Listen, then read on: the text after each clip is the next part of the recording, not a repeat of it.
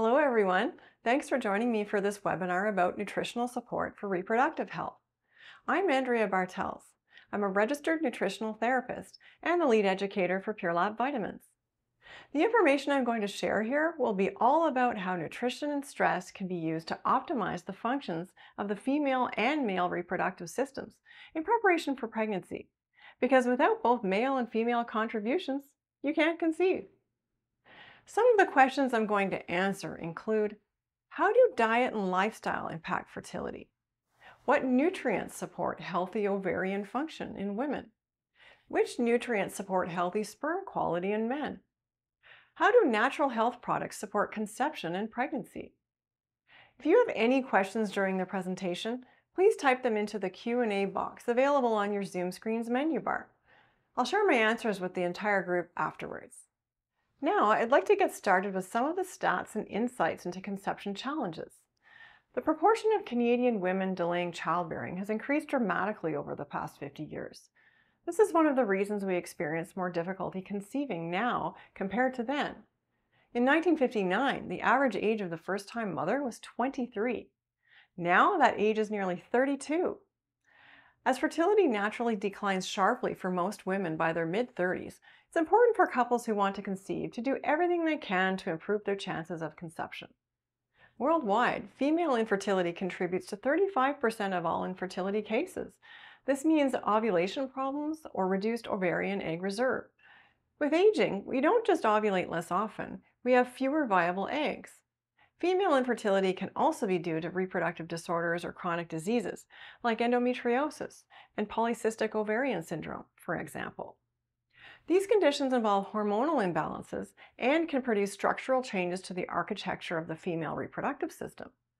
Multiple cysts can form on the ovaries of a woman with polycystic ovarian syndrome. Meanwhile, endometriosis can produce large and painful cysts that rupture, producing scar tissue that blocks the eggs from traveling down the fallopian tubes. In some instances, it can also make sexual intercourse quite painful, if not impossible.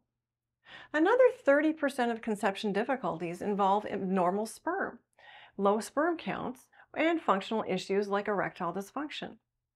Also, the research has shown that in males, obesity is associated with low testosterone and low sperm count. The more fat tissue a man has, the higher the amount of aromatase enzyme, which converts testosterone into estrogen. The decrease in testosterone lowers sperm count and sperm motility, or swimming ability. It's also associated with changes in sperm morphology, or how they look and function. For example, a sperm shouldn't have two heads and one tail, or one head and two tails. 20% of fertility problems are related to both women and men at the same time, meaning both have some sort of the physiological abnormalities or functional problems that I just listed. 15% of cases remain unexplained. These are the cases where even after thorough medical investigations, conception remains elusive. Keep in mind that thorough medical investigations don't typically involve nutritional analysis. More on this later. What if physical exams don't reveal any of these abnormalities?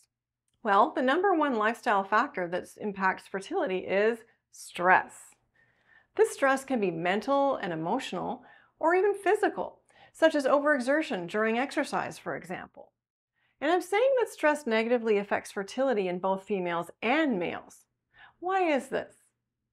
Unfortunately, when the body perceives stress, procreation drops to the bottom of the body's priority list because it is not perceived as essential for health. In females during stressful times, the body will make the stress hormone cortisol at the expense of the female hormone progesterone. The resulting progesterone deficiency can reduce fertility for a few reasons. For one, the female becomes estrogen dominant. And two, because without adequate progesterone, the uterine wall cannot be stabilized in preparation for a fertilized egg to implant there. Third, cortisol plugs up the progesterone receptors, giving any circulating progesterone no chance to park in cells and work its magic. So cortisol can have both direct and indirect negative impacts on fertility. Ladies, you may ask, how do I know if my progesterone is low? Symptoms can include a menstrual cycle shorter than 25 days, irritability, insomnia, breast swelling, belly bloat, and more. Meanwhile, since the impact of stress on female hormone balance can lead to anovulatory menstrual cycles, that is, a cycle in which no egg is released from the ovary, this can be another symptom of stress wreaking havoc on your hormones. Sometimes an anovulatory cycle results in a skipped period. At other times, the period still occurs, but can make a female incorrectly assume she ovulated. It can be confusing.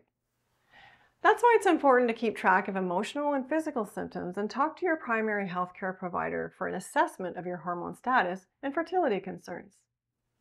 Stress has a negative effect on male fertility in several ways too.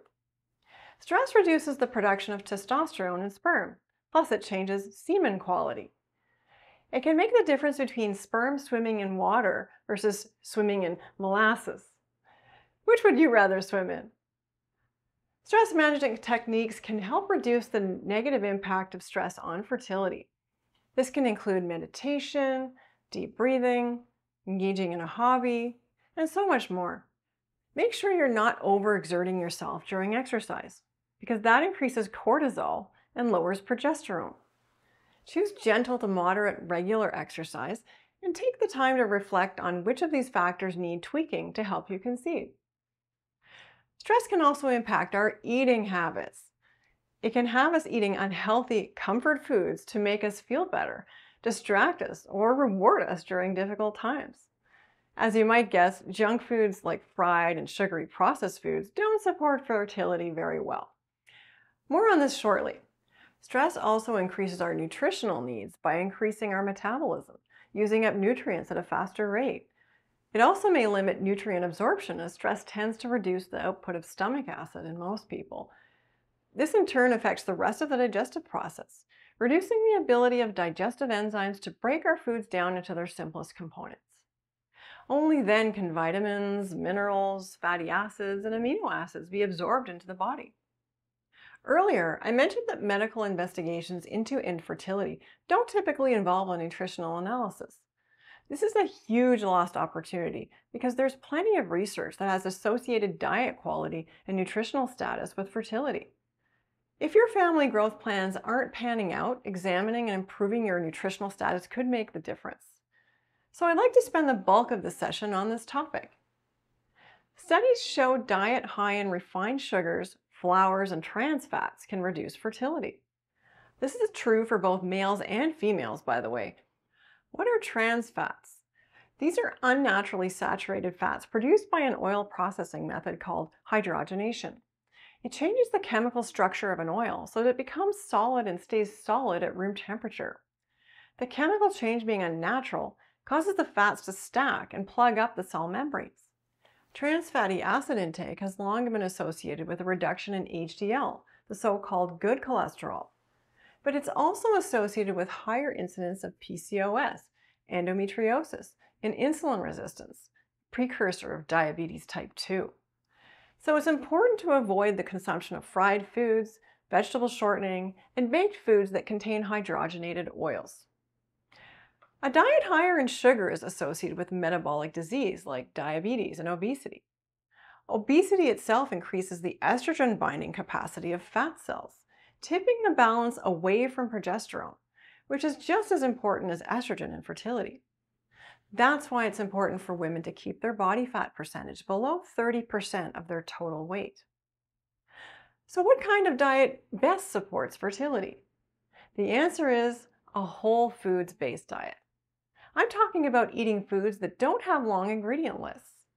Because the more ingredients that are listed on a food label, the more processed they are. The more processed they are, the fewer original parts remain intact, like vitamins, minerals, and fiber. Perhaps the best studied traditional diet in the world is the Mediterranean diet. It's long been associated with longevity and a reduced incidence of cardiovascular-related diseases. But studies also show that a Mediterranean-type diet has a positive impact on both male and female fertility. So what's special about this diet? Well, the Mediterranean diet is low in sugar and red meat. It's not a vegetarian diet, but it is plant-based, rich in dietary fiber from whole grains, beans, plus vitamins and minerals from fresh fruits and vegetables. It's also rich in omega-3 fatty acids from seafood. Omega-3 fatty acids influence the production of steroid hormones, sex hormones, for example. Studies have shown that omega-3 fats from cold water fish like sardines, mackerel, herring, and wild salmon have a positive effect on growth and maturation of eggs in the ovaries. But even the non-essential omega-9 oils, like those in olive oil, have been shown to be beneficial. This is the main source of fat in the traditional Mediterranean diet. This type of fat seems to protect eggs and sperm from the damage caused by oxidative stress. That brings me to the topic of antioxidants. These are particular molecules like certain vitamins and plant compounds that have the ability to neutralize the substances that cause oxidative damage before they can damage our cells. Here are some examples. Vitamin C, found in raw fruits and vegetables. Vitamin E, found in nuts, seeds, and any other food that contains fat. Lycopene, found in tomatoes, pink grapefruit, and watermelon. Resveratrol, found in grape skin, the dark kind of grape. You won't find most of these in processed or prepared foods, but you can easily incorporate all of these nutrients if you buy whole, natural foods. I'd like to tell you about some of the specific nutrients needed to support reproductive function for males and females. Remember how I talked about the stress hormone cortisol having a negative effect on female hormone balance? Supplementary vitamin C has been shown to reduce cortisol levels at just 1,000 milligrams 3 times per day. It even also helps raise progesterone at just 750 milligrams per day. Vitamin C is also important to male fertility. Vitamin C has been shown to improve sperm quality and semen volume upon ejaculation. Although virtually all fruits and vegetables contain some amount of the vitamin, food alone is very unlikely to provide the amount seen to be effective in these studies. Vitamin C is water-soluble and needs constant replenishment to keep levels consistent in the body. Pure Lab's slow-release vitamin C is a corn-free, sugar-free vitamin C that can be used to keep your levels more consistent through the day. That's because it's formulated to allow for the gradual absorption of vitamin C from the digestive tract into the bloodstream. The other nutrients that double as stress and fertility support are the B-complex vitamins. The Nurses' Health Study, too, is a large study that began in the late 1970s that's still running, with nearly 300,000 participants and counting. This substantial study has found that women who had a higher intake of vitamins B1, B2, B3, B6, and B12 had a lower incidence of infertility that was due to ovulatory problems. Since stress also increases demands for B-complex vitamins, it makes sense to take a good quality B-complex with biologically active B vitamins to cover your bases. Pure Lab's slow-release bioactive B-complex provides all of the essential B vitamins in their methylated, biologically active form in natural research-supported ratios. Folic acid is a specific B vitamin required for healthy fetal development. By the way, taking folic acid pre-conception is vital. After pregnancy has occurred, the embryo development needs this nutrient very soon in the pregnancy to support the proper formation of the neural tube in the fetus. Ordinary folic acid supplements are like partially drained batteries that need to be charged or converted into 5-MTHF by the liver. No matter how much you take, 400, 1,000, or 5,000 microgram tablets, they still require this conversion process to do any good. But a significant number of us are not adept at doing this for genetic reasons. That's why Pure Lab's slow-release bioactive folic acid contains 1 milligram of the biologically active form of folic acid, 5-methyl tetrahydrofolate. This is like a fully charged battery, ready to perform metabolic work. We made it slow-release to provide longer-lasting blood levels and benefits. One of the most studied key minerals that impacts fertility is zinc. This mineral plays a key role in egg maturation. Deficiencies in this nutrient are often associated with decreased fertility and increased incidence of pregnancy-related complications. We also know that stress uses up zinc faster, that it cannot be stockpiled by the body, and that it can be lost through perspiration. Zinc is especially important for male reproductive functions. We know that the prostate gland is the body's largest reservoir of zinc, suggesting zinc is involved in seminal fluid production. It's found in semen in high concentrations. Zinc levels are significantly lower in infertile males than they are in other men. Zinc supplementation has been shown to significantly increase semen volume, sperm motility, and the percentage of normal-looking sperm. Zinc is also needed to manufacture a good quantity and quality of sperm, as well as the seminal fluid used to transport sperm during ejaculation. In fact, even more zinc is lost with each ejaculation. Even healthy levels of testosterone require adequate zinc. Optimizing zinc status in biological moms and dads-to-be prior to conception attempts is key for success. The World Health Organization estimates that 1/3 of the world's population is zinc deficient. Considering the higher demands for zinc in a stressed body, supplementary zinc in a high-quality amino acid chelated form, such as zinc glycinate, becomes an easy choice. PureLab's zinc glycinate capsules contain 23 milligrams of elemental zinc bound to glycine for superior bioavailability and minimal chance of digestive upset. One of the key things that determines fertility is the quality of the eggs in the female ovaries.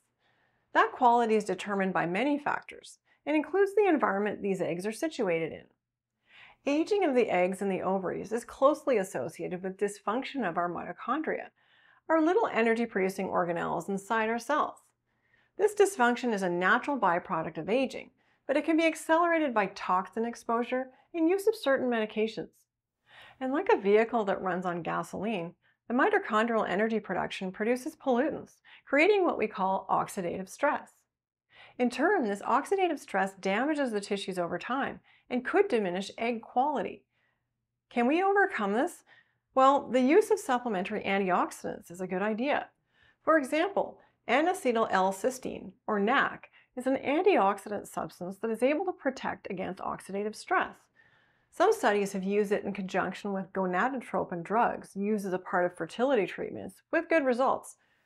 NAC has also been studied in women with endometriosis. Last year, an experimental study was published in the International Journal of Environmental Research and Public Health that used NAC in women diagnosed with endometriosis. When they administered 600 milligrams of NAC 3 times daily to these women between 18 and 45 years of age, the result after 3 months using NAC 3 times weekly was this. Pelvic pain was reduced, the size of their cystic lesions was reduced, and 39 out of 52 patients looking to conceive successfully achieved pregnancy within 6 months of commencing NAC therapy. They also found a reduction in levels of a biomarker associated with endometriosis. For these reasons, the researchers concluded that oral supplementation of NAC could improve fertility. PureLab's NAC is a powerful antioxidant for liver, respiratory, and cardiovascular support. It contains 600 milligrams of NAC per capsule.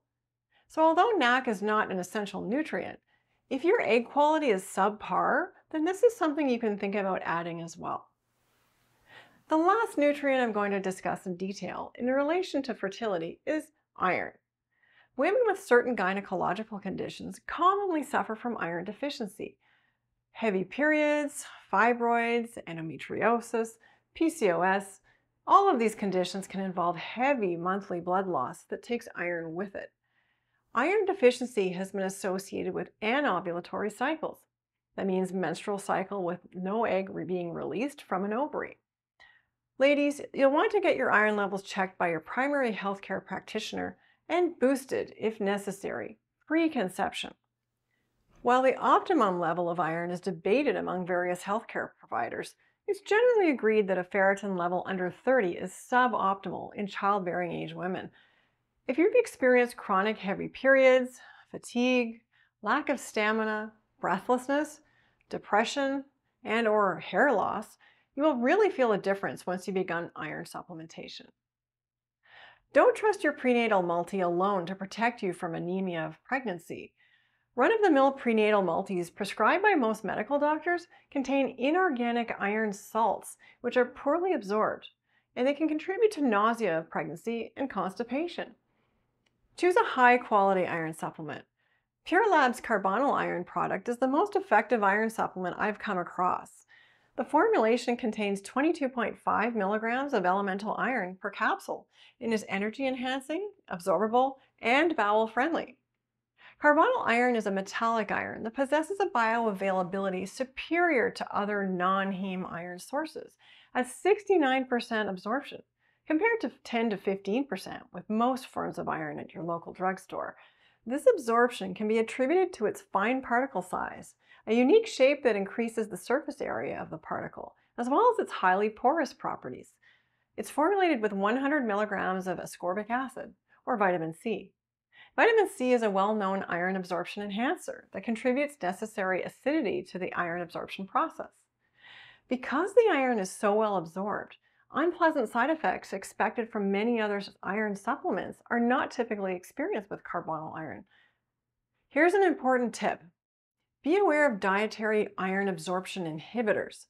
The absorption of non-heme iron found in plants is impaired by the other components in the diet, such as oxalates in greens, phytates in whole grains, polyphenols in berries, grapes, wine, and tea, calcium in milk products. So while all of these foods provide nutritional benefits, it's wise to ingest your iron supplement away from these foods. If you take a calcium supplement, make sure you take it at least 3 hours apart from your iron. Otherwise, that calcium can ruin your chances of iron absorption. It's important to have all essential nutrients topped up pre-conception. This way, risk of problems associated with nutritional deficiencies are minimized. I'm talking about both females and males here, remember. And once you're pregnant, having adequate intake of essential nutrients can improve your pregnancy experience. For example, if you happen to get pregnant while your iron stores are low, you may have an especially exhausting pregnancy. That's because your iron requirements will increase about 3 times that of a non-pregnant female as your blood volume increases to serve the growing fetus. Remember that any nutritional deficiency could impact your fertility, even vitamin D deficiency. A study published in 2017 concluded that vitamin D supplementation improved sperm motility in vitamin D deficient male subjects who had infertility of unknown cause.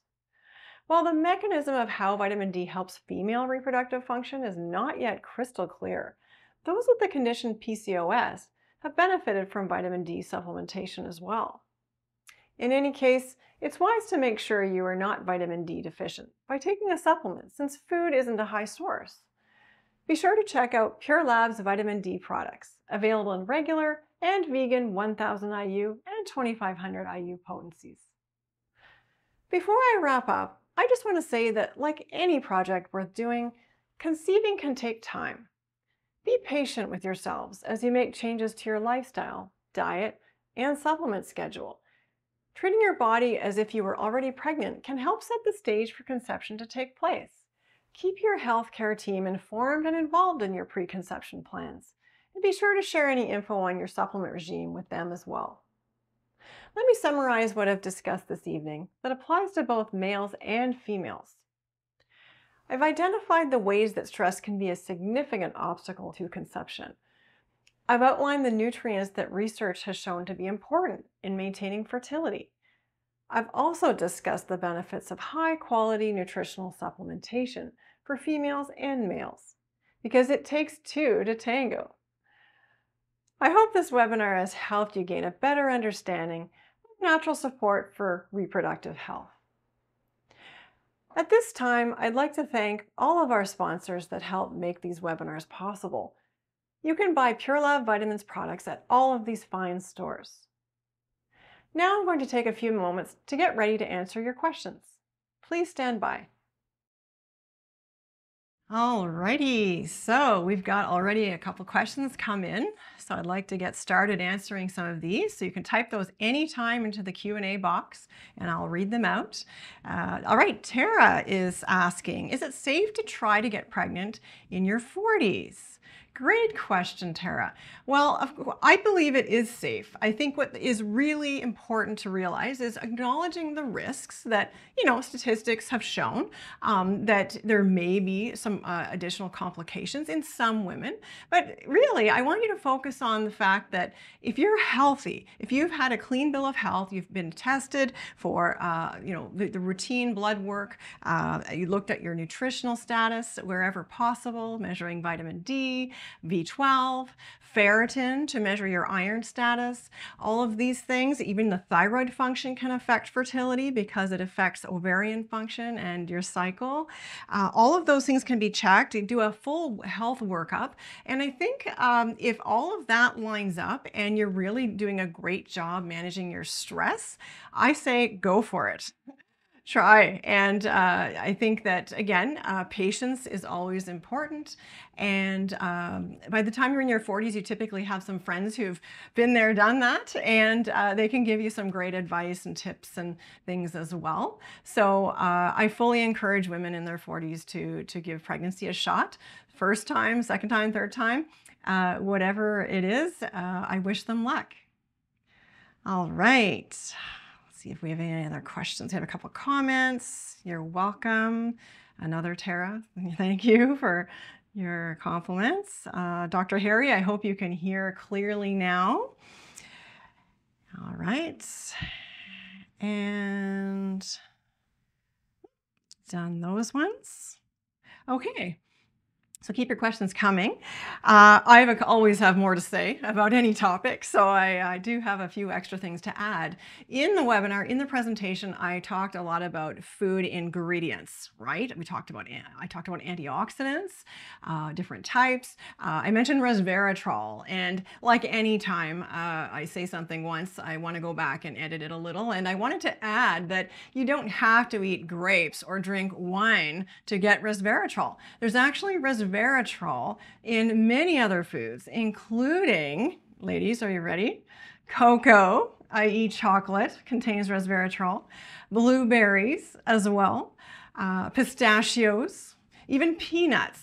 And I think of all those things, I think peanuts are the one to limit, just because the types of fats found in peanuts are not as nutritious. They're typically low in essential fatty acids, higher in the types of saturated fat. And while that's not necessarily bad, I'm actually most concerned about the omega-6 fatty acids in nuts that in peanuts could be problematic. Omega-6 is associated with more inflammation, for instance. And when you have more inflammation in your body, you have more oxidative stress, right? As I was talking about, that can cause metabolic and specifically the mitochondrial dysfunction that can occur in the ovaries, but anywhere in the body. So that's why antioxidants are so important. Resveratrol. I just wanted to add a few more food sources in case you weren't into dark grapes, green, red or black grapes.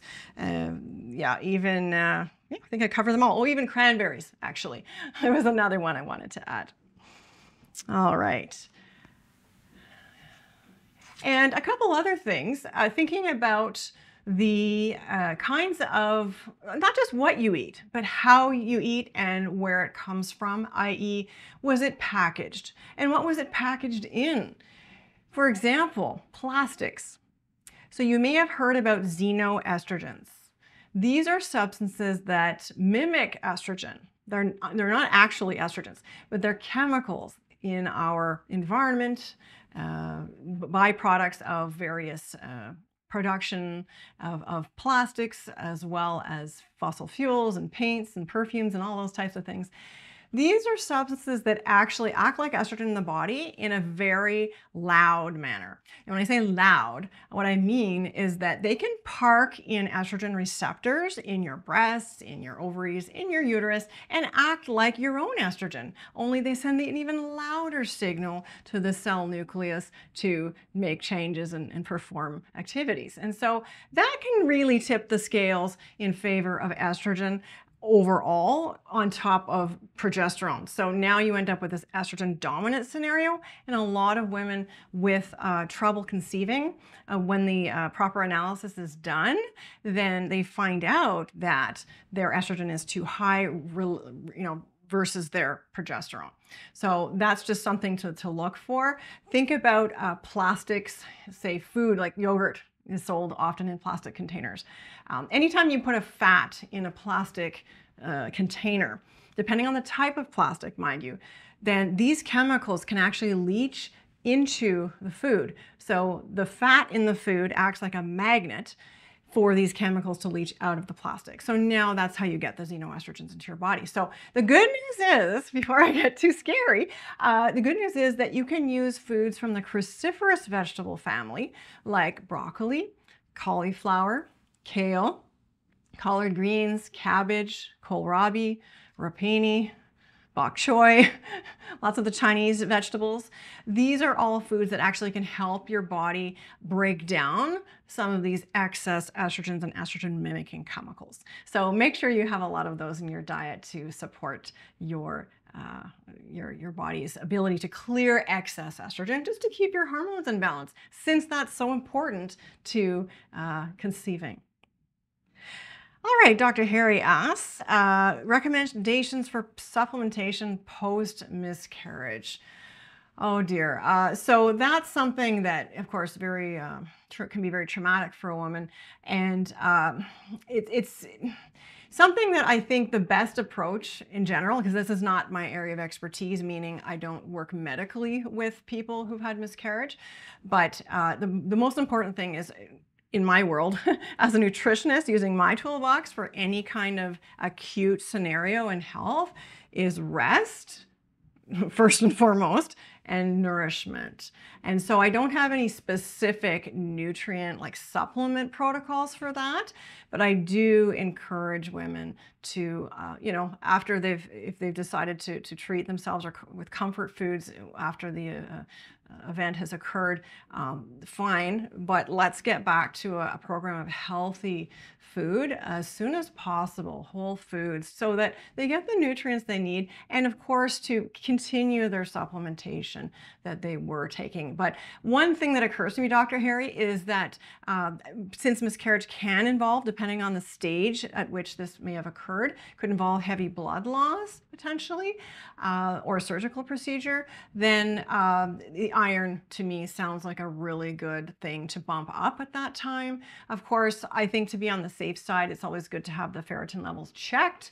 But because the event of miscarriage can be quite physically draining, not just emotionally, on a female, that I think this is something that, that's why I really emphasize the rest component here to rejuvenate, because you can't heal just with one, rest without nourishment, nourishment without rest, it doesn't work. It's really a balance. Okay. All right, keep your questions coming, please. Anything related to conception, reproductive health, anyone out there with PCOS, polycystic ovarian syndrome? I'm happy to talk a little bit about that. I touched on it just as a defining cause of infertility. It is the #1 cause of infertility, polycystic ovarian syndrome. And so this is a condition that typically manifests with some physical symptoms. Again, the textbook picture of PCOS is overweight, high blood sugar, high insulin levels, hirsutism, which is excess body hair, whether it's on the face, the chest, the back, the thighs, whatever. This is because of excess androgens. It is the same, these are male hormones, androgens. We all make them, but women with PCOS make too much androgens, and it can cause acne, quite severe acne in some women, and all of those symptoms are related to polycystic ovarian syndrome. So also insulin resistance, those two things seem to go hand in hand a lot of the time, but it's a pretty complex condition because not all women fit that picture that I just painted, right? Some are not obese, some don't have elevated blood sugar, but they have multiple cysts on the ovaries, or they fail to get pregnant, they fail to ovulate, which is one of the reasons that they aren't getting pregnant. All right. And so I wanted to mention PCOS because I see more and more young women with this condition diagnosed in their 20s or 30s. And it's been used as an explanation by the medical doctors as to why they are unable to conceive in some cases, but not all cases. Okay. All right. Tara's asking, what could help balance the hormones or metabolize estrogen from the body? Oh, did I? Yeah, okay, that was a couple minutes ago. So besides the cruciferous vegetables I talked about, the Brussels sprouts, the cabbage, bok choy, all that, make sure, by the way, that they're not overcooked. You want to have them like lightly steamed, kind of like the Chinese stir fry where you throw the vegetables in for 30 seconds and then you take them out before they get soggy or brown. Yeah, that's when those vegetables are at their peak in terms of the ingredients they contain to help with estrogen metabolism. All right. So other foods that might support, well, potentially the soy and flax would be two foods that I might recommend, okay?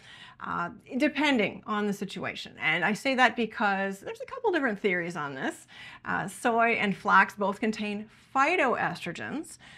Phytoestrogens are actually plant chemicals naturally occurring in those plants. Actually, all legumes, all beans and lentils and soybean products contain phytoestrogens. They mimic estrogen, our own estrogen, but in a very quiet way.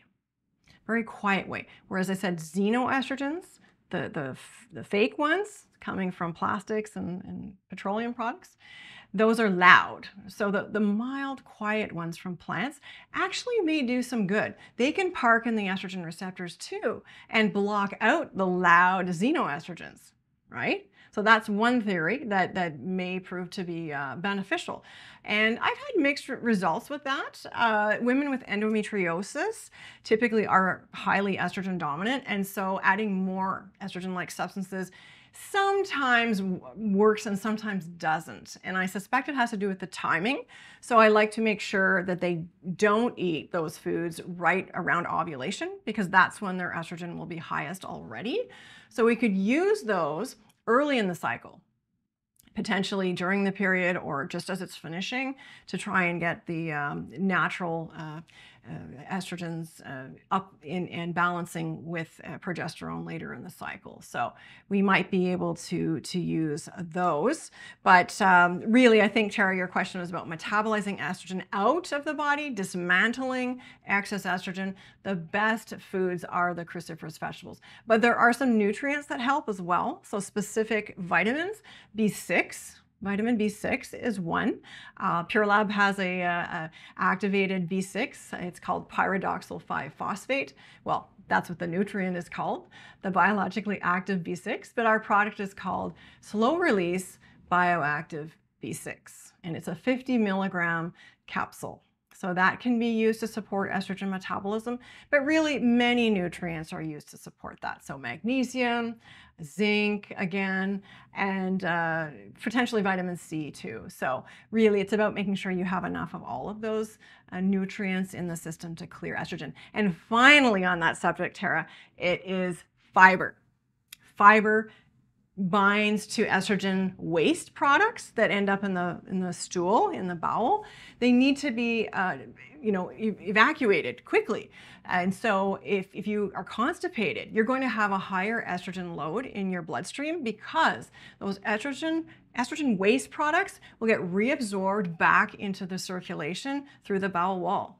All right, so that's why, same reason why doctors say, oh, eat lots of fiber to bring your cholesterol down. Well, the fiber can't get into your cells, into your bloodstream.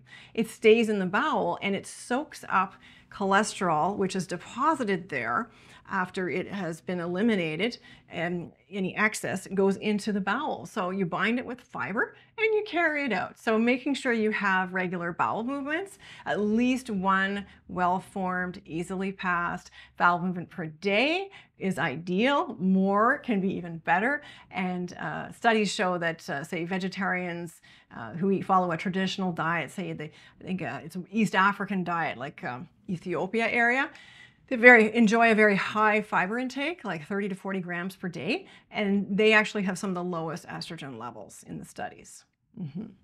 I think it has to do with all that fiber. All right, Anonymous asks for PCOS. Are there things that can be done to enhance fertility? Well, all the things that I've discussed tonight, all of the nutritional, adopting a Mediterranean style diet, but also besides the supplements, I wanted to mention that in PCOS, individuals with high insulin or high, who have insulin sensitivity with PCOS need to live like they're diabetic.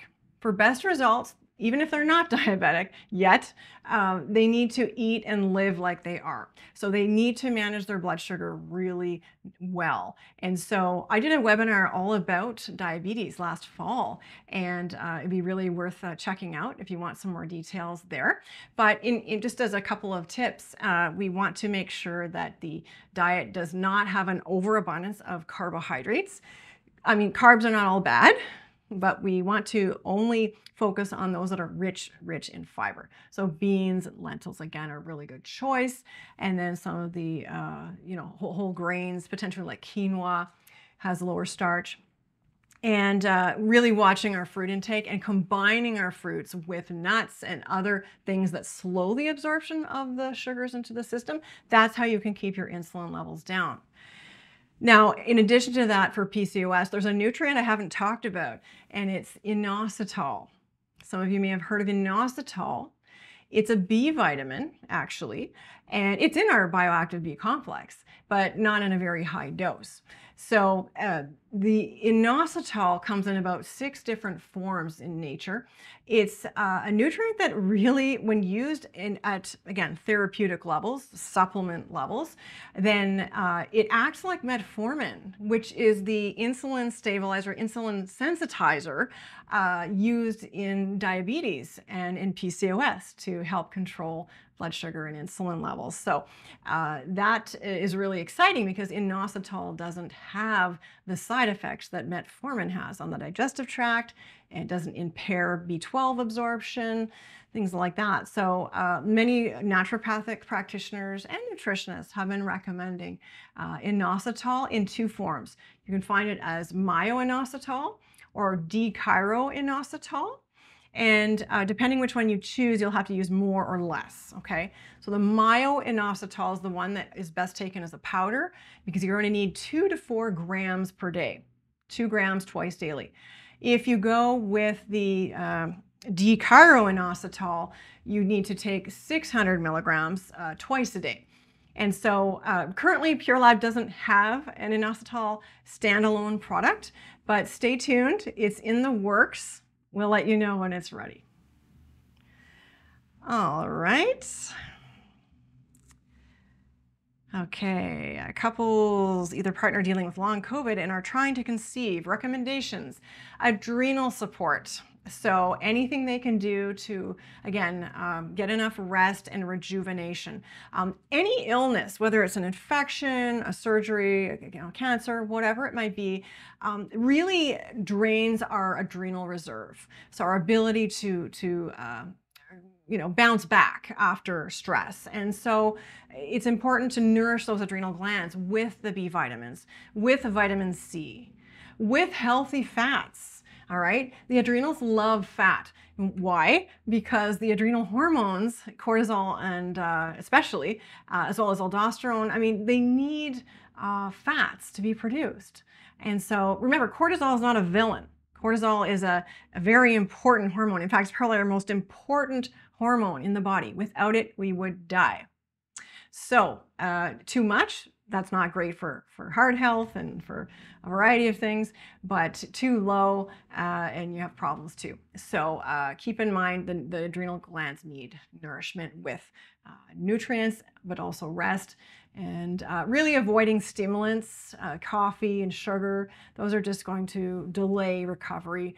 And so back to the topic of trying to conceive after long COVID, patience, time, if it's not of the essence, right? If it is we're not talking about, say, 45-year-olds or something. I don't know what age group, Dr. Harry, the patients are, but the younger you are, the faster you'll bounce back in terms of the body realizing that you're not in survival mode anymore. It is safe to conceive. It is safe to house a fetus, right? In a female body, if stress is too high, the body says this is not a safe environment. So that's the message that needs to be sent back to the body. Meditative or qigong, tai chi, any kind of really relaxing activities, guided relaxation for a decent amount of time per day, like at least 1 hour, if not once a day, then twice a day, could prove to be very beneficial. And the nutrients will fall into place too. But I tell you, I'm saying that the stress management and the rest and getting the cellular energy up too, like in a natural way, I might suggest our NADH. We have our slow release NADH formula, 20 milligrams per capsule. That's the highest dose, I believe it's currently available on the Canadian marketplace. And the NADH provides the building block for cellular energy, ATP. And every cell requires this, and the ovaries in particular, if we're talking about the man, the female to start, then that's going to be potentially very good to support the energy production within those cells in the ovaries that's where the eggs are, right? And as for the man, I think too, the testosterone levels, may be low. Coming out of something like a COVID infection. And I don't have any actually evidence for that, but that's my hypothesis. And of course, it could affect semen quality, sperm quality, and count. And the great thing, men, you have an advantage because it's not like you were born with all the sperm you're ever going to have. You're constantly making sperm. And so that's a real plus. Whereas females, we have our ovarian reserve. We're born with probably 1 million eggs or so. And then as we mature, we have fewer and fewer viable eggs. And so it's about keeping the eggs we have healthy and viable, right? So they don't die off or become, lower egg quality. Yeah. Oh, let's see. Should males be on supplements for fertility?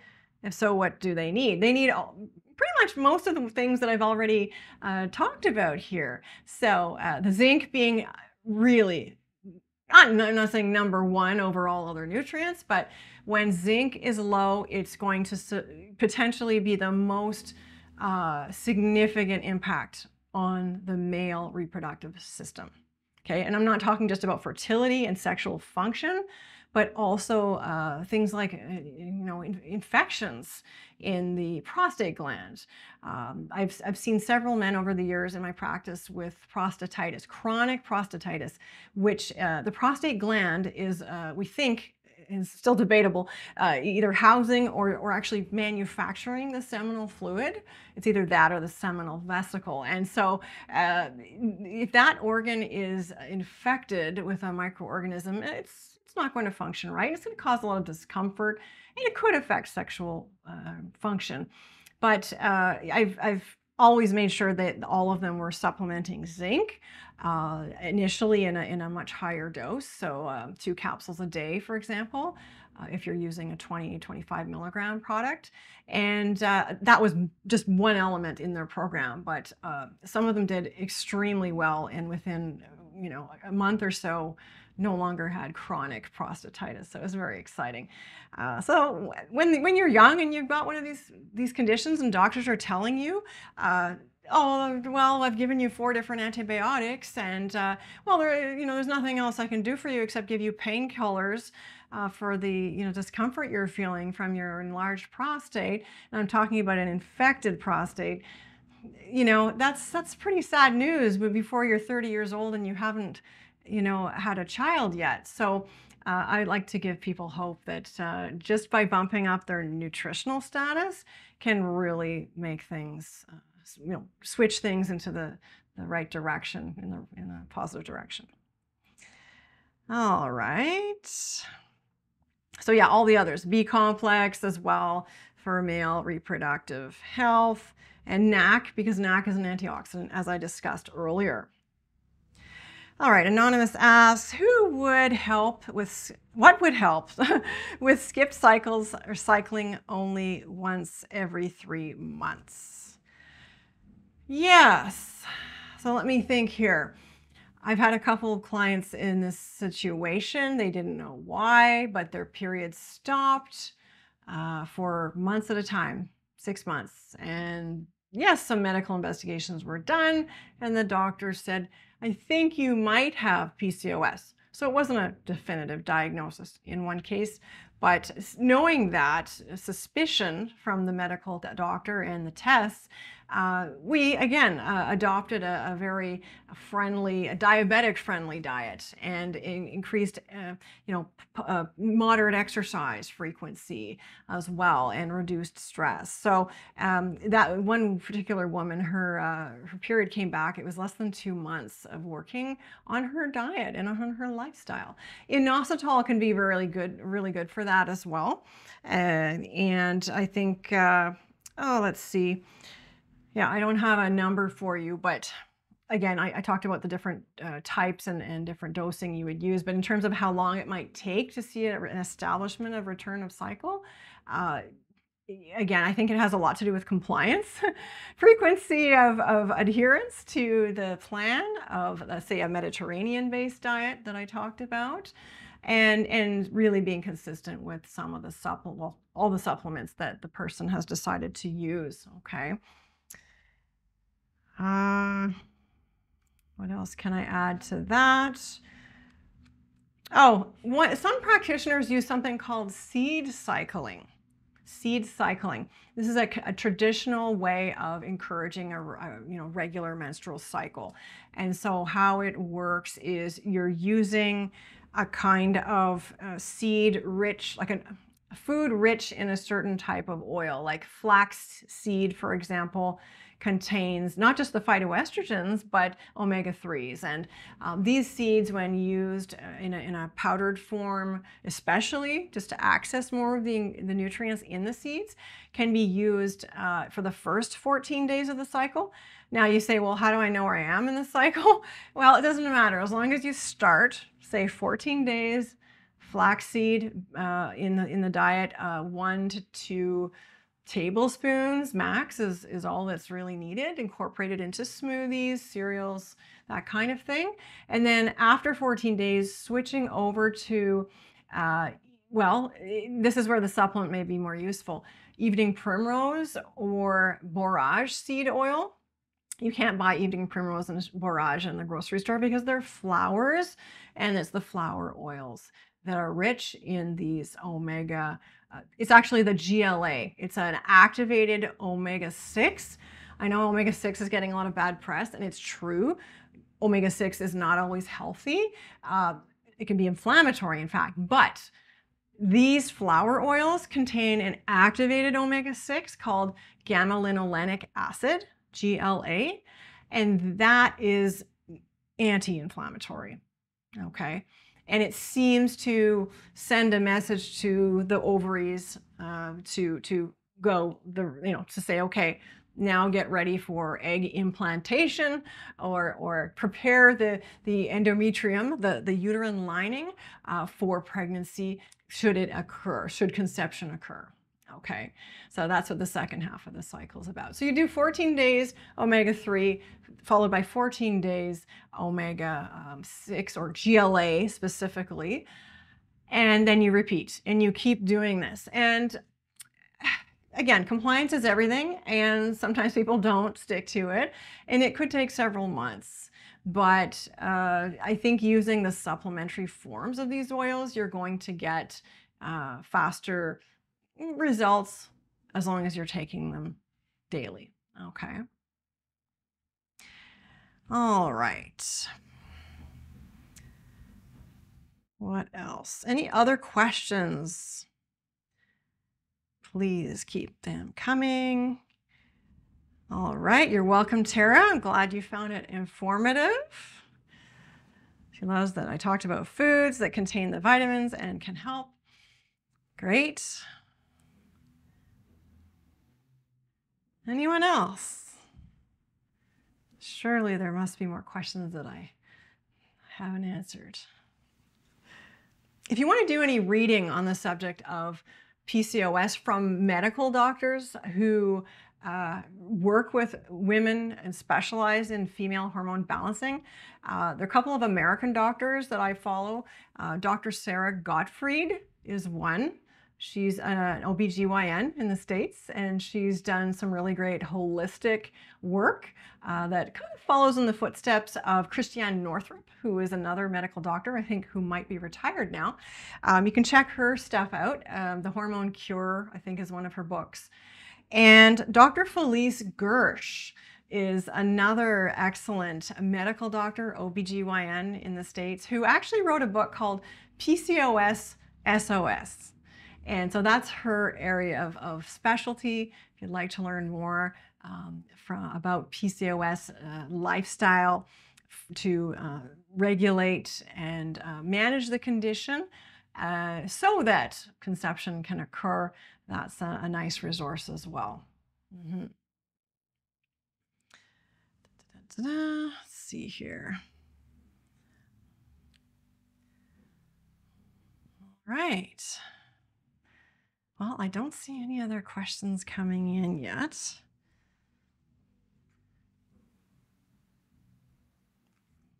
Well, we could wrap it up right here. I think I always welcome questions by email. If you were shy and you didn't want to ask your question here, feel free to email me at andrea@purelabvitamins.com.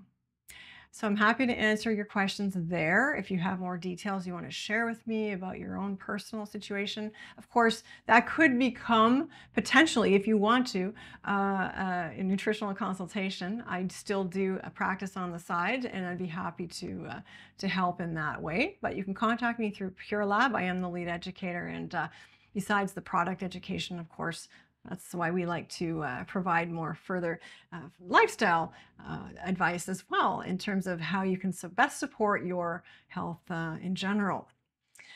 So you can write me there. And yeah, I look forward to your attendance. I really appreciate you being here, sharing your time with me tonight. I hope you've learned some things, if not for your own benefit, then for the benefits of your friends, your loved ones. And yeah, I thank you very much for attending. So I'll say good night for now and see you next time. Bye.